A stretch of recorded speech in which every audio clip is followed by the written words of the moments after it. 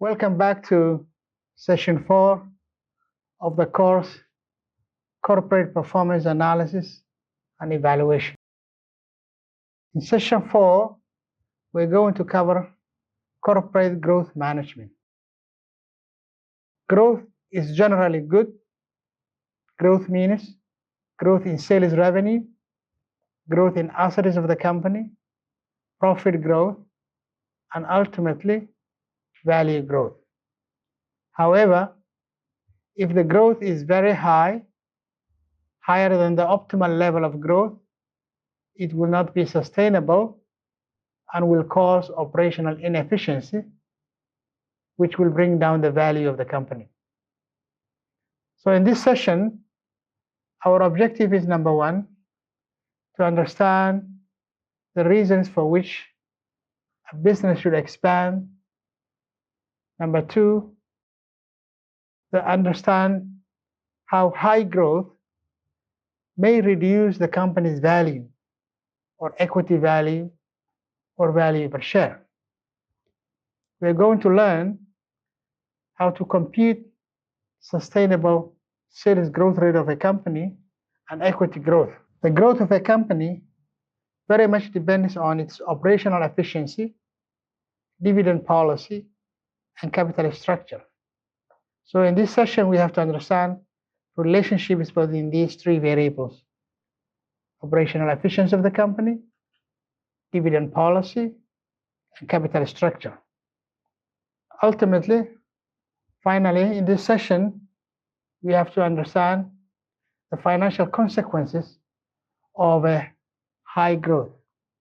When we say high, we are referring to, or we mean higher than the sustainable growth rate or the optimum level of growth. Management team would predict the value per share of the company. That will be the target value.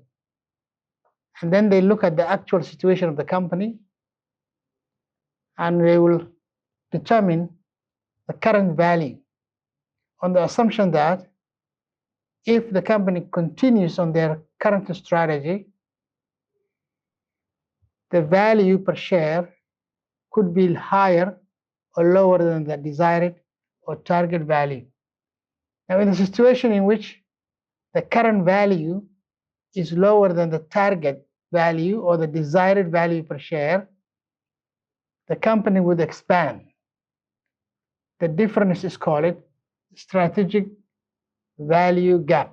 Strategic value gap means the difference between the desired or the target value per share and the current value per share.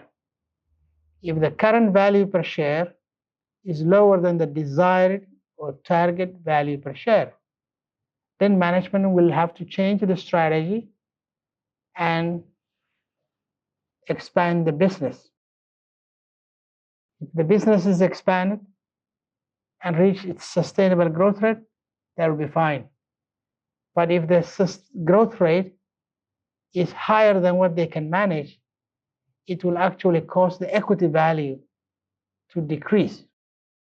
So the reason for managing growth is to make sure the actual sales growth rate, profit growth, cash growth, and value growth equals to, or approximately equals to, the sustainable sales growth rate of the company. If the current value per share is lower than the actual or the target or the desired target growth, the company is undervalued, and that may cause hostile takeover and the replacement of the management team.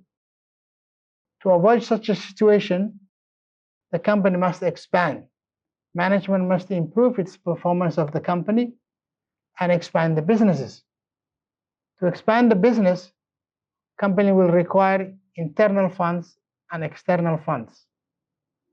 Now, the risk is that the actual growth rate of the company exceeds the sustainable sales growth rate or the optimum level of growth. In such a situation, the equity value of the company will actually drop. That's the reason for managing growth.